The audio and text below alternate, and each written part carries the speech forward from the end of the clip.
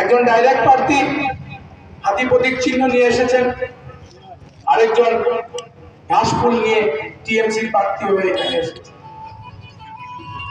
আজকে যিনি টিএমসির হয়ে এখানে এসেছেন, উনি প্রত্যেক নির্বাচনে ওনার একটা ছবি বদল করে আসেন। প্রথমবার বিধায়ক হয়েছেন কালাচাবি নিয়ে, তারপরের বার উনি এজিপি হয়ে এসেছেন। এমপি ইলেকশনে উনি এসে আপনাদেরকে বিজেপিতে ভোট দেওয়ার কথা বলেছেন কিনা আপনারা বলেন, বুঝলেন কিনা আপনারা বলুন। বিজেপি সমর্থিত পার্টি, এখন টাইম টিএমসি।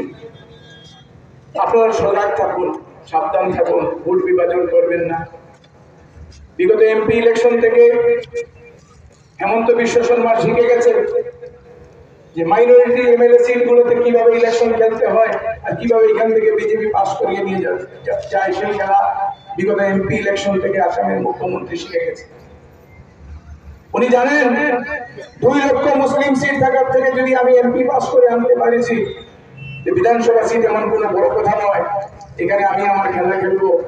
এখান থেকে কংগ্রেসের ভোট বিভাজন করে এখান থেকে বিজেপির 2 জন যে কোনো একজন গেলেই আমার হয়ে যাবে। আমি যাকে বলবো উঠবে, যাকে বলবো বসবে, তারা সেইভাবেই করবে। আপনাদেরকে সজাগ হতে হবে, সজাগ দৃষ্টি রাখতে হবে। আমি টিএমসির সাংসদ সুস্মিতা দেবকে জিজ্ঞাসা করতে চাই আজকের এই সভার মাধ্যমে, যে সুস্মিতা দেব, আপনি ঘাসফুলের ছবিটা কতজন মাইনরিটি সিটে কতজনকে প্রার্থী করিয়েছেন, কারণটা কি? আপনার শিলচরে একটা সিট দিতে পারলেন না, করিমগঞ্জে এসে এত স্টার ক্যাম্পেইনার নিয়ে এসে দক্ষিণ করিমগঞ্জে লম্পঝম্প করছেন বিজেপিকে হেল্প করার জন্য। তো বিজেপিকে ভোট, কংগ্রেসের ভোট ফাটল ধরিয়ে আপনি এখান থেকে বিজেপি সমর্থিত প্রার্থীদের পাস করানোর যে চক্র করছেন, আজকাল জনগণ ভোট সোজা, আপনারা সব বুঝেন।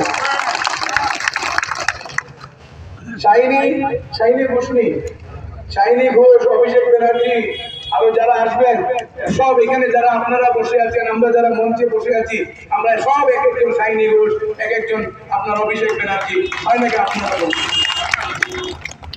এরা আসবে এই নির্বাচনের 5 বছরের এই নির্বাচনে আসছে, আর আপনারা এরা দেখতে না, আবার আরেকটা নির্বাচন যখন আইব তখন আবার তারা আইব।